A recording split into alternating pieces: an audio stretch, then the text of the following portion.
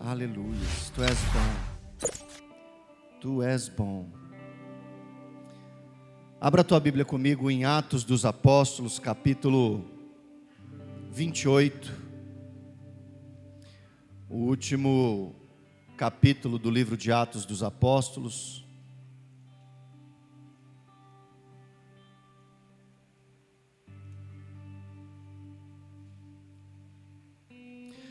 Nós vamos ler o verso de número 31, amém?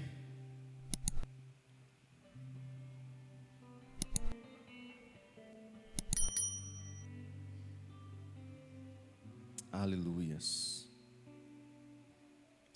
Atos capítulo 28, verso de número 31. O último versículo aí do capítulo de Atos diz o seguinte, amém? Sentados mesmo, mas com o coração reverente à palavra do Senhor, a palavra de Deus diz assim: e pregava Paulo o reino de Deus, e com toda a ousadia ensinava as coisas referentes ao Senhor Jesus Cristo, sem impedimento algum. Amém? Curva a sua cabeça. Pai eterno, nós te damos graças, ó Deus, pela tua palavra lida nessa manhã. Pedimos ao Senhor que derrame o teu Espírito Santo sobre nós, para que haja, ó Deus, autoridade sobre aquilo que nós vamos falar, e que haja entendimento no coração daqueles que irão ouvir a tua mensagem nessa manhã. Carecemos, ó Deus, do teu Espírito Santo de Deus. Só Ele pode nos convencer, só Ele pode nos tocar, só Ele pode promover restauração, só Ele pode promover transformação. Por isso, ó Deus, nós te pedimos, derrama sobre nós o teu Espírito Santo, para que a tua palavra encontre em nós, ó Deus, terra boa, terra fértil, e que possa produzir frutos dignos de arrependimento. Em nome de Jesus, em nome de Jesus. Amém e amém. Glórias a Deus. Hoje nós estamos encerrando, hoje é o encerramento dessa série de mensagens que nós colocamos o título de posicionamento. E o pano de fundo dessa série de mensagens é a terceira viagem missionária de Paulo, terceira e última viagem missionária de Paulo, que vai culminar, vai terminar na sua morte, na sua condenação. Paulo é preso em Jerusalém pelos fariseus, pelos seus amigos, por aquelas pessoas que conheciam Paulo, cresceram com ele. E Paulo então é levado a julgamento em algumas instâncias, e a última instância, o Supremo Tribunal Federal, é César, né? Então Paulo faz essa viagem de Jerusalém a Roma, para ali então ser julgado. Em todas essas instâncias, Paulo se posiciona como testemunha de Cristo. Paulo dá testemunho de tudo aquilo que Jesus fez nele e através dele no seu ministério. Paulo, em todos os lugares, seja lá no juiz de primeira instância, até o juiz do Supremo Tribunal Federal, Paulo nunca deixou de anunciar as boas novas do Evangelho de Jesus Cristo. Então, em tempos difíceis, Paulo se posicionou como testemunha, e eu e você precisamos fazer isso. Nos posicionar como testemunhas do que Jesus Cristo é capaz de fazer, do que Ele fez e do que Ele pode fazer pelas nossas vidas. No meio dessa viagem, há uma tormenta. O barco fica à deriva, as pessoas ali dentro do barco desesperadas. Paulo então se posiciona como um homem de fé. E esse posicionamento de Paulo como um homem de fé faz com que Paulo, no meio da tempestade, possa ouvir a Deus, ouvir Deus dizendo a ele: Paulo, fica em paz, porque nenhum vai se perder, só o barco. Os danos que você terá são danos materiais, mas a vida de vocês será poupada. Então, em tempos de crise e tempos difíceis, nós precisamos nos posicionar como homens e mulheres de fé. Ouvir a voz de Deus e discernir a palavra de Deus e poder profetizar sobre a vida das pessoas. Em tempos de crise, Deus conta com a minha fé e com a tua fé, para em meio a uma tempestade, preparar uma mesa, e poder ali repartir o pão, e poder ali lembrar aqueles que estão à mesa, o quanto Deus nos ama, o quanto Ele é poderoso, o quanto Ele tem o domínio sobre todas as coisas. Nada fugiu do controle de Deus. Nós precisamos estar posicionados em fé, para que sejamos essas pessoas. E hoje, no encerramento dessa mensagem, eu gostaria de falar a respeito de um tema que eu coloquei aqui: posicionados na eternidade. Posicionados na eternidade. Na minha live de sexta-feira, no Reverbo, eu falei algo assim que Deus falou muito ao meu coração a respeito daquilo, e eu citei o texto bíblico que diz: não nos cansemos de fazer o bem, porque ao seu tempo ceifaremos, né, se não desanimarmos. E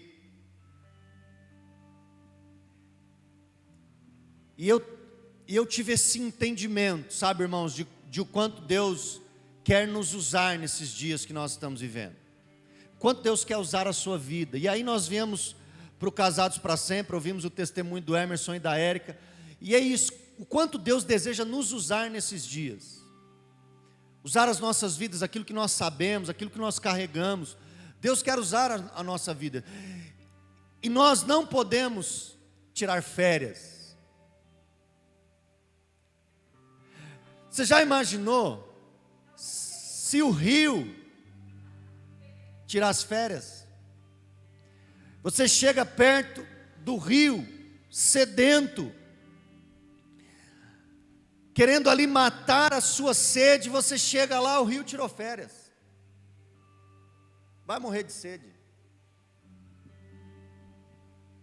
O justo precisa ser como o sol, que tira férias de um lado, tira férias de um lugar para iluminar o outro, mas ele nunca deixa de iluminar.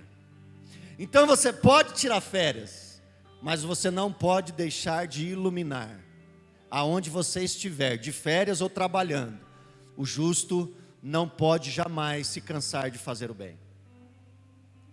Nós não podemos nos cansar de fazer o bem, porque o Senhor conta conosco. O Senhor deseja que nós estejamos posicionados em meio a todas essas coisas.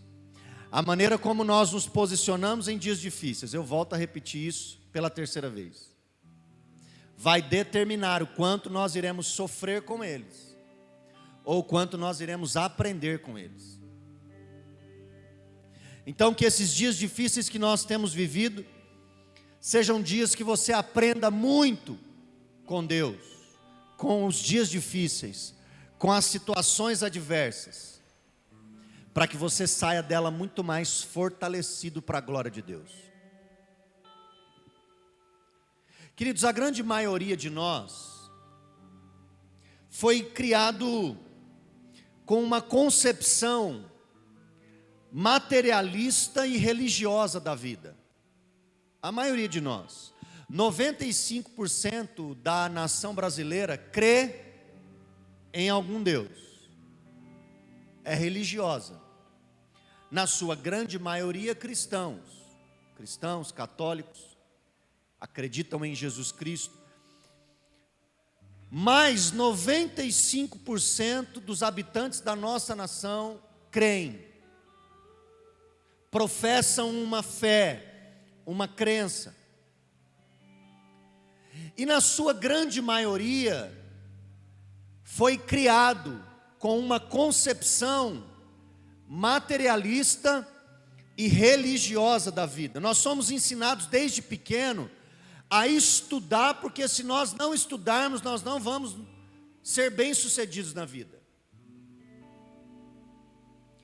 Desde pequeno, nós somos ensinados que para que nós possamos ganhar dinheiro, ter uma boa condição de vida, sustentar a nossa família, formar família, ter bens e vencer na vida, é preciso estudar, é ou não é?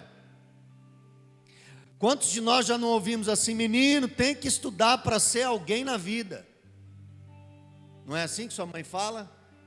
Era assim que a minha mãe e meu pai falavam. Da mesma forma, nós crescemos também com uma concepção religiosa da vida. Ora, se nós somos 95% de pessoas que professam alguma religião, nós estamos imersos nessa cultura religiosa. Houve um tempo na minha família que era tradição todas as crianças irem para o catecismo, cursarem lá a primeira comunhão, a Eucaristia, e sempre foi assim, e é assim até hoje. Nós, os evangélicos, vindo para os cultos, para as escolas bíblicas dominicais, o que é espírita lá, indo fazer os seus estudos lá no centro espírita.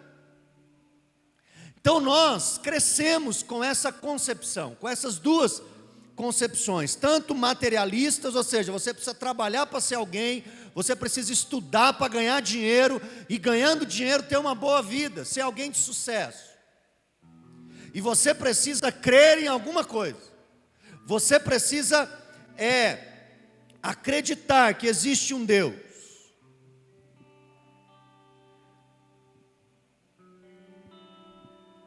Então nós crescemos com essa concepção do material e do religioso.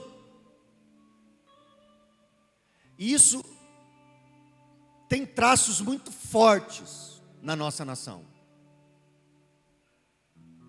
Por que que muitas leis que já foram aprovadas em outros países, que são leis que vão contra a vontade de Deus, como o aborto, como legalização de drogas, são mais difíceis de serem aprovadas na nossa nação? Porque nossa nação é, na sua maioria, religiosos, que acreditam que isso é uma afronta contra a vontade e a palavra de Deus. E aí muitos de nós encontramos Jesus, muitos de nós temos esse encontro com Jesus. Assim como o apóstolo Paulo teve.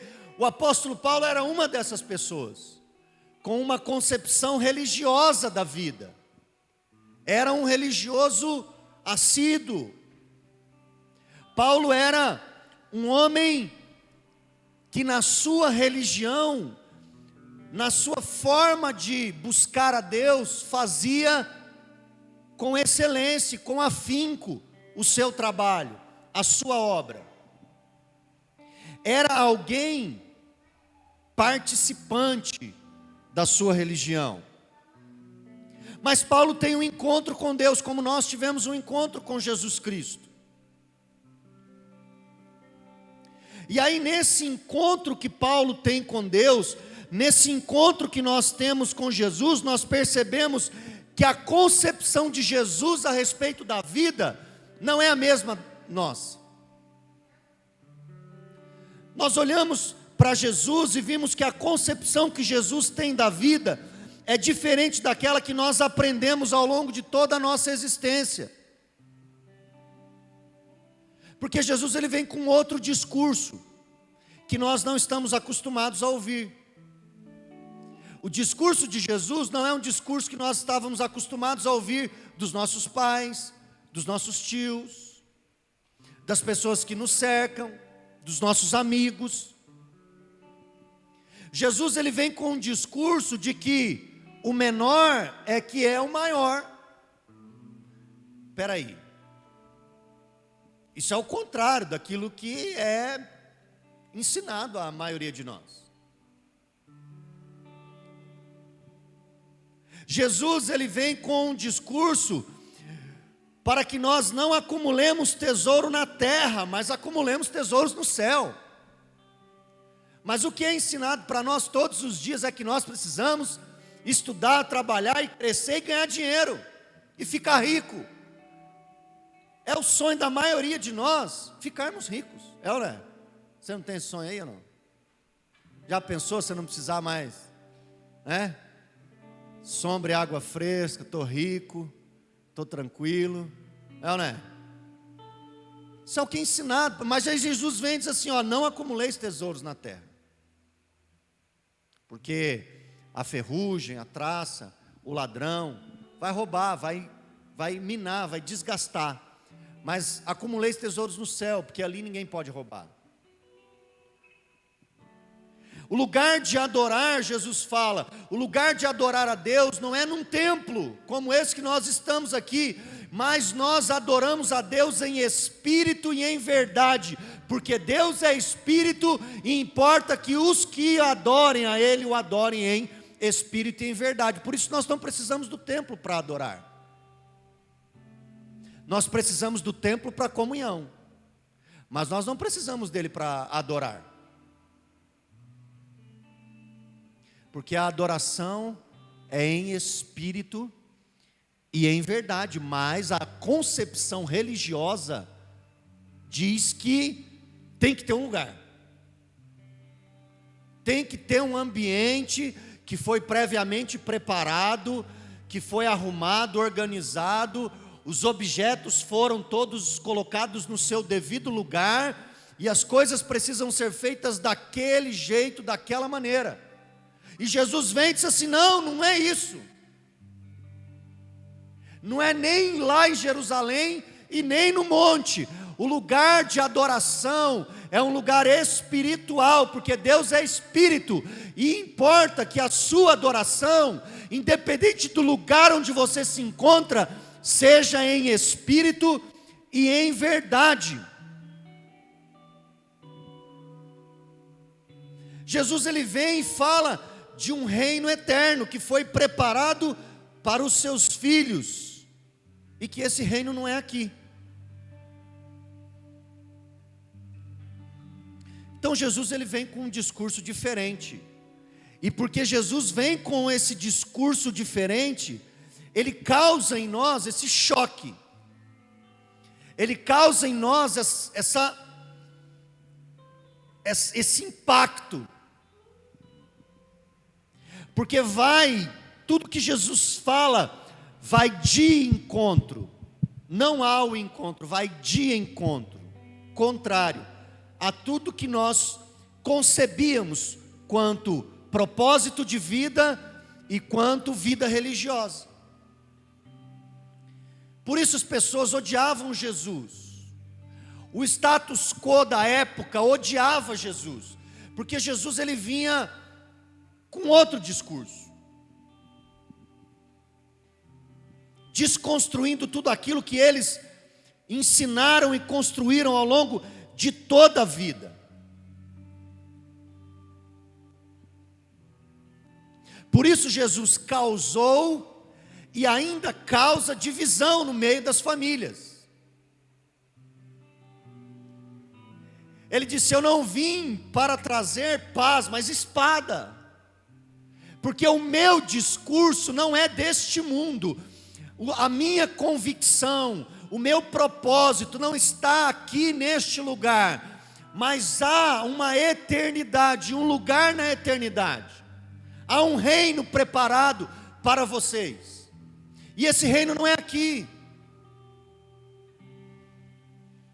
Então esse discurso é conflituoso, a proposta é outra. Como assim? Bem-aventurados pobres de espírito. Bem-aventurados são aqueles sanguíneos que dominam tudo, que botam para quebrar. Bem-aventurados pobres de espírito, aqueles, né? Como assim? Como assim os mansos e humildes é que herdarão a terra? Como assim? Uma vez eu ouvi um pastor dizer uma coisa, eu achei interessante aquilo, e parei para refletir sobre aquilo. Você já parou para pensar por que Deus começou tudo com Pedro, mas terminou tudo com João? Já parou para pensar nisso ou não?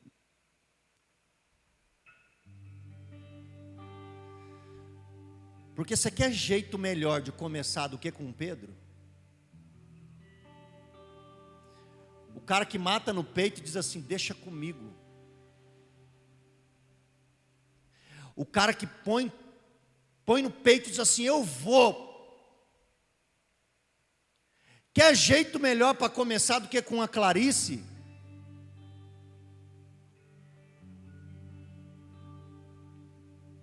Que fala, que gesticula, que empurra as pessoas. Eu falo para ela o seguinte, eu falo assim, amor, esse negócio, a gente foi lá na Bia, e eu falei assim, Bia, eu vou aí.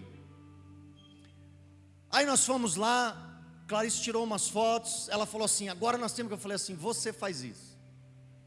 Você faz. Porque eu não sou bom para fazer essas coisas, para mobilizar as pessoas, não. Eu posso conduzir, eu posso ensinar, mas eu não sou aquele cara, vamos embora, aquele líder de torcida, sabe? Eu não sou. Então, esse pastor ele dizia o seguinte, foi necessário começar com Pedro, mas por que foi necessário terminar com João? Porque tudo que é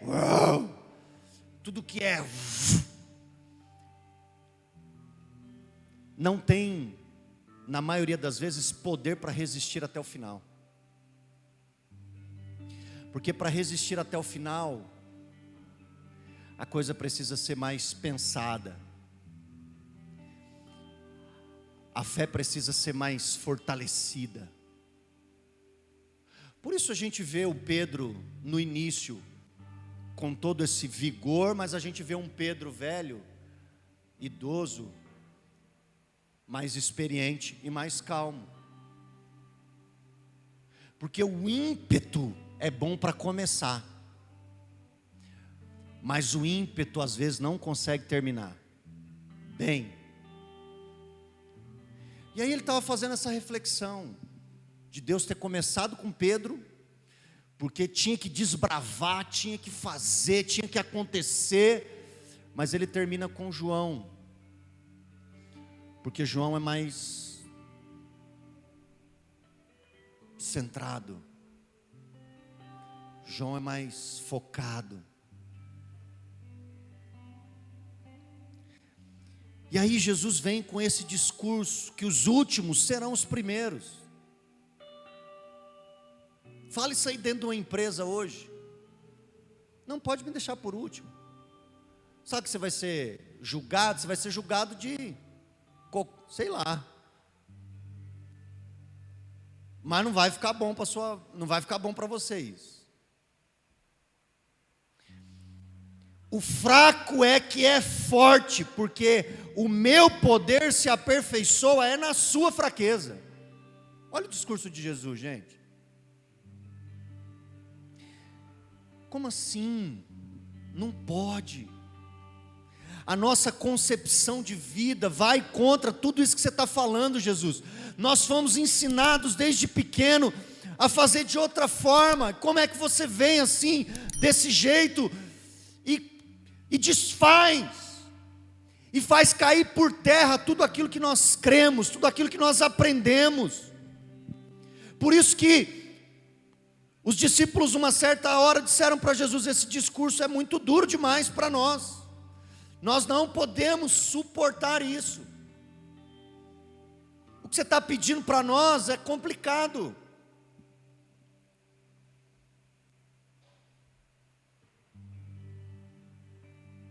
A ponto de muitos de nós irmos embora. Porque quem que quer essa vida? Nós queremos é triunfar. Nós queremos é prosperar. Nós queremos é ser vitoriosos. Queremos conquistar. Queremos desfrutar do melhor dessa terra. Não é assim? Nós queremos desfrutar o melhor dessa terra. Tudo que essa terra pode nos dar, nós queremos desfrutar. Mas Jesus, ele vem com um discurso que não encaixa nesse negócio. E aí muitos de nós vamos embora, porque o discurso é duro demais. E os que não vão embora, os que ficam, uma parte desses que ficam,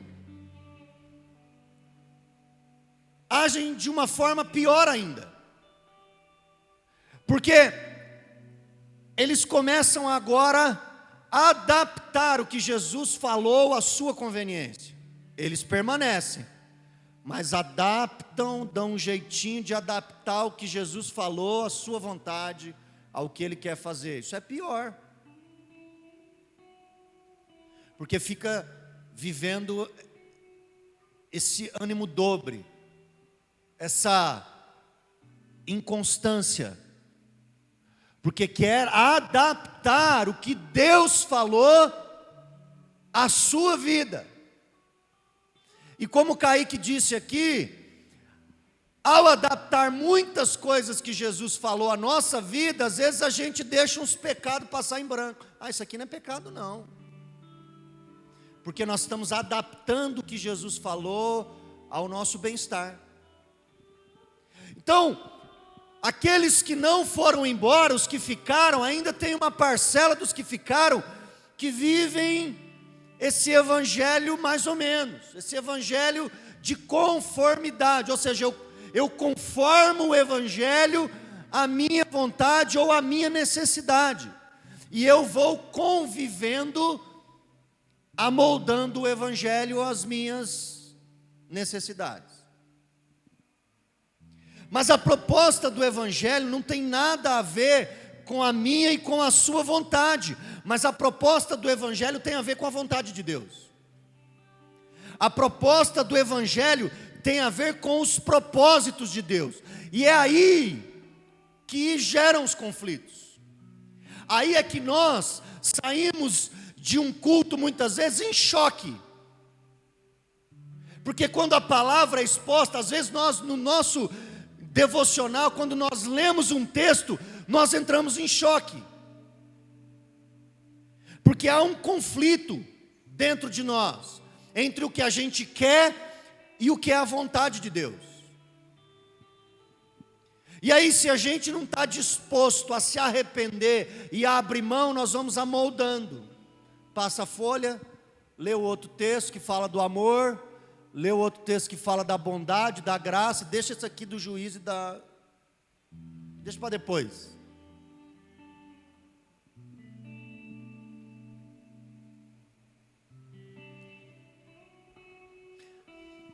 Então chega um momento que nós precisamos fazer o que Paulo fez, fazer uma transição radical entre aquilo que nós fomos ensinados a vida toda e entre aquilo que é a vontade e o propósito de Deus para a nossa vida, entre aquilo que é ministrado a nós diariamente pela sociedade, pelos familiares, pelos pais, para aquilo que é o que Deus deseja, o que Deus quer, a vontade de Deus. E essa transição não é fácil. Quando é que nós vamos conseguir olhar? Quando é que nós vamos conseguir fazer essa transição? Quando é que eu e você vamos, de fato, romper e fazer essa transição? Quando nós olharmos para Jesus e encontrarmos nele, em Jesus, um valor maior do que o que nós encontramos em qualquer coisa ou qualquer pessoa desse mundo. Nós só vamos conseguir fazer essa transição quando nós julgarmos todas as coisas deste mundo menores, secundárias, efêmeras, passageiras. Quando nós fixarmos os olhos naquele que se entregou por nós e encontrarmos nele tudo o que nós precisamos, e olharmos para ele e ver que ele é tudo o que nós precisamos. Nós não precisamos de nada a não ser dele.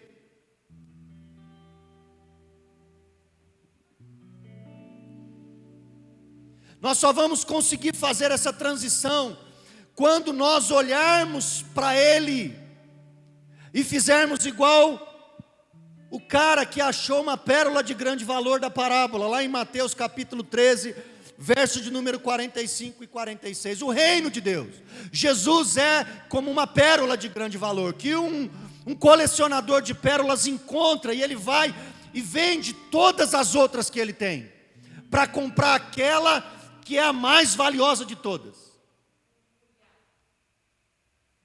Quando eu e você olhamos para Jesus e pensamos igual aquele cara da parábola do tesouro escondido, lá em Mateus capítulo 13, um verso antes, 44, que ele, achando esse tesouro num campo, ele vende todos os seus bens, tudo que ele tem, e compra aquele terreno aonde está aquele tesouro.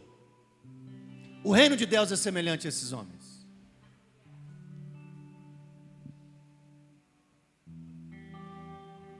Quando eu olho para ele e as coisas dessa terra já não fazem mais sentido para mim.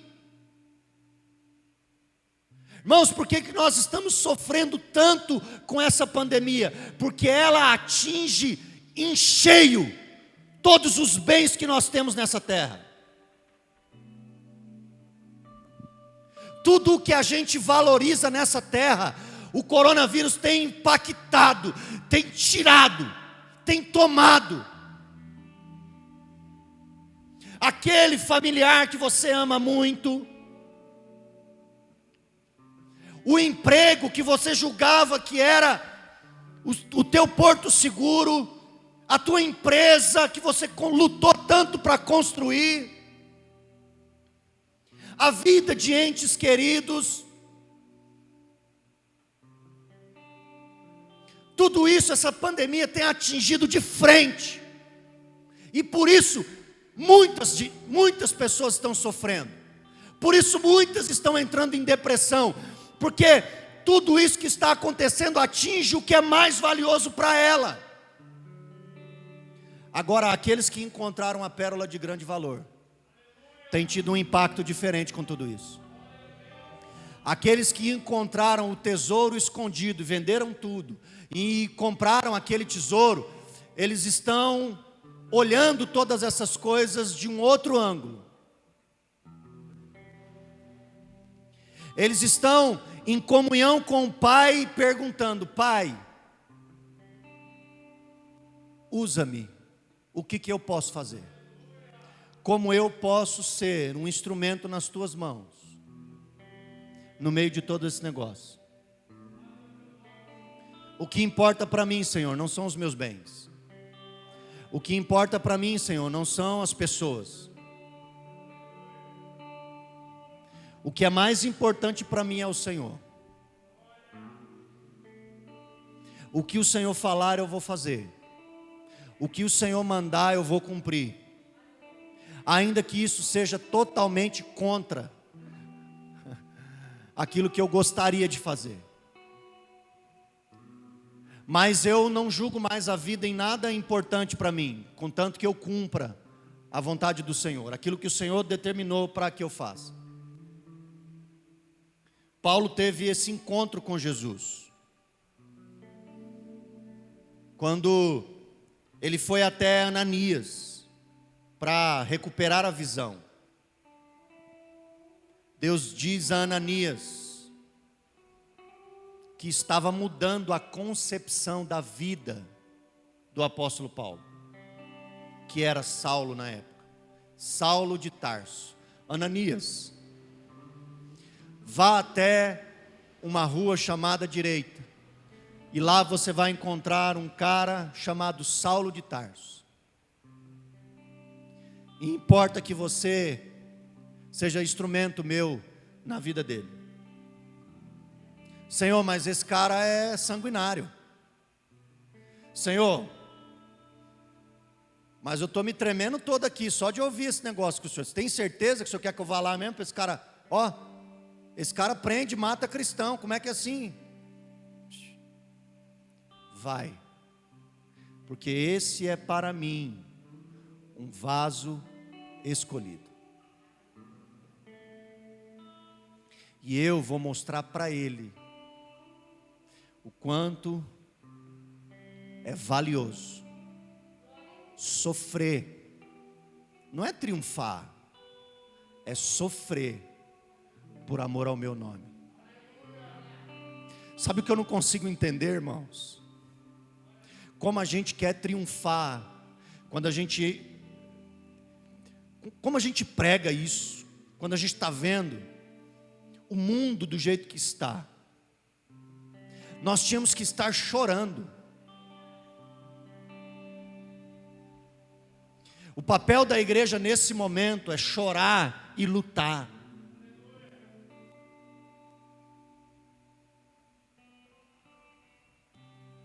Vá lá, Ananias, porque aquele para mim é um vaso escolhido. Eu vou mudar a concepção de Paulo a respeito da vida. O que para Paulo era adorar a Deus, eu estou mudando, eu estou transformando. Agora ele vai entender que adorar a Deus é sofrer. Agora ele vai compreender que adorar a Deus é amar mais do que a vida dele próprio, mas amar aqueles a quem eu vou enviar eles.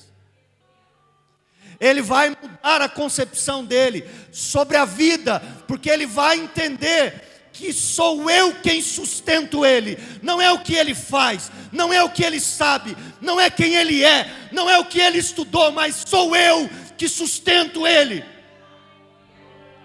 Se ele estiver no centro da minha vontade, não vai lhe faltar nada. Se ele estiver no lugar onde eu desejo que ele esteja, eu vou sustentar ele.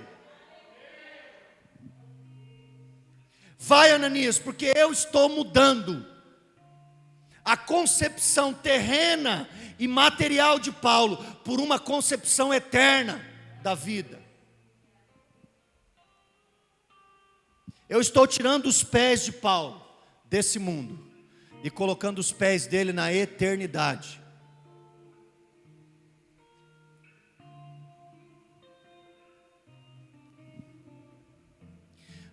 E aí nesse momento, tudo o que Paulo tinha, tudo o que Paulo sabia, a posição que Paulo ocupava, perderam o sentido e o propósito. Porque era terreno, passageiro. O que fazia sentido e tinha propósito para ele agora era sofrer por amor a Jesus e cumprir o propósito eterno, que era pregar aos gentios e os reis. Quando Deus fala para Ananias, vá, porque esse é um vaso escolhido, porque eu vou mostrar para ele o quanto vale sofrer pelo meu nome. Eu vou enviar ele para pregar para os gentios e reis da terra.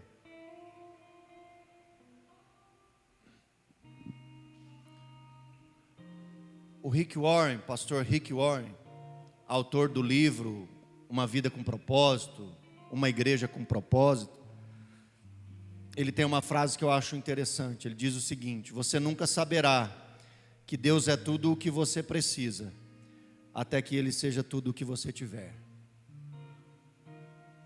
Você nunca saberá que Deus é tudo o que você precisa, até que Ele seja tudo o que você tiver.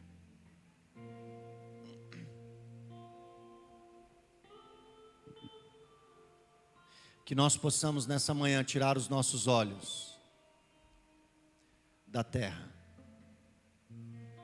e fixar os nossos olhos no céu, de onde virá o nosso socorro. O nosso socorro não vem de homens, o nosso socorro não vem dos nossos bens, o nosso socorro não vem da nossa posição, o nosso socorro vem do Senhor que fez os céus e a terra. Bendito é todo aquele que crê no Senhor Jesus como sendo a única coisa suficiente na sua vida, o seu único e suficiente Salvador, o seu bem maior, a sua pérola de grande valor. No meio de toda essa tormenta, que você possa se posicionar, não nessa terra, porque você não é daqui, a tua cidadania não é daqui. Aqui nós somos peregrinos em missão, cumprindo um propósito eterno de Deus, sendo instrumentos de Deus para a salvação de todo aquele que crê. Então, se você nessa manhã ainda não fez essa transição, faça ela, para que você encontre a pérola de grande valor, para que você compre o terreno que tem o tesouro escondido. Você vai precisar vender tudo, você vai precisar abrir mão de tudo,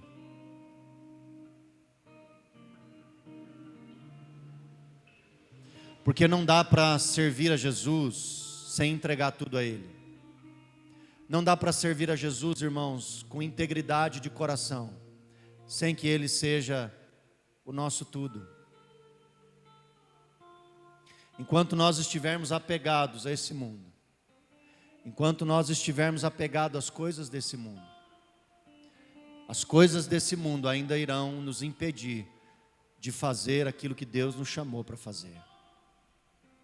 Agora, se nós compreendemos o chamado de Deus, nós não vamos nos apegar às coisas desse mundo, pelo contrário, nós vamos usar os recursos desse mundo para cumprir o propósito de Deus. Nós vamos olhar as pessoas desse mundo como parte de um plano eterno de Deus, e nós vamos ser uma bênção na vida delas. Nós vamos ser um instrumento de Deus na vida delas. Nós vamos ser abençoadores, inspiradores. Mas enquanto nós quisermos extrair das pessoas o que elas podem nos dar, enquanto nós ainda estamos preocupados no que as pessoas podem nos oferecer para nos completar ou para nós ainda estamos vivendo numa concepção materialista e religiosa da vida. Nós precisamos olhar para Ele. Nós estamos vivendo os últimos dias, querido. Todas as coisas, os sinais, nós precisamos tirar os nossos olhos daqui, colocar os nossos olhos na eternidade. Você precisa se posicionar na eternidade. Abra sua Bíblia comigo em Hebreus.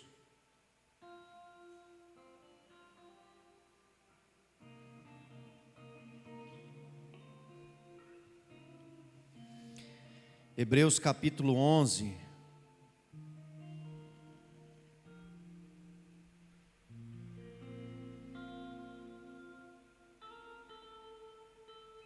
A partir do verso de número 13. Hebreus 11 fala dos heróis da fé, exemplos de homens e mulheres de fé que viveram a sua vida e entregaram a sua vida completamente ao propósito de Deus. E o autor do livro de Hebreus, ele vai dizer o seguinte: todos esses morreram na fé. Todos esses morreram, prestou atenção aqui? Na fé.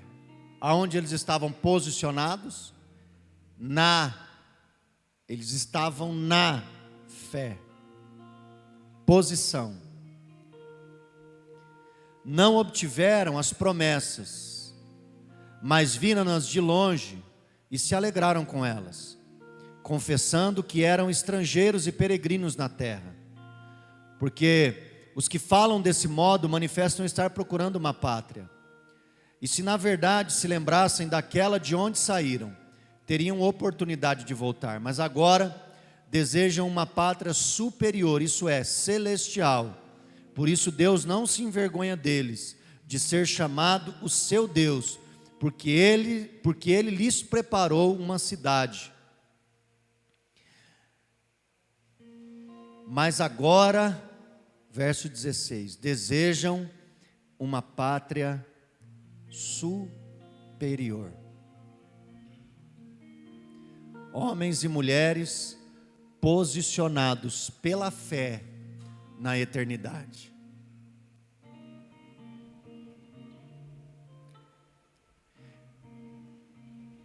Eles estão no mundo, mas eles não são do mundo. O mundo é o lugar onde eles servem. O mundo é o lugar onde eles obedecem àquele que os enviou. Porque, olha o que o texto diz: os que falam desse modo manifestam estar procurando uma pátria. E se na verdade se lembrassem de onde saíram, se nós nos lembrássemos de onde nós viemos, nós iríamos compreender melhor que esse não é o nosso lugar. Se nós entendêssemos que nós fomos gerados desde a fundação do mundo em Deus, nós teríamos uma melhor e maior expectativa de voltar para esse lugar. Mas muitos de nós achamos que a nossa existência é dessa terra, que nós fomos gerados nessa terra, nesse plano.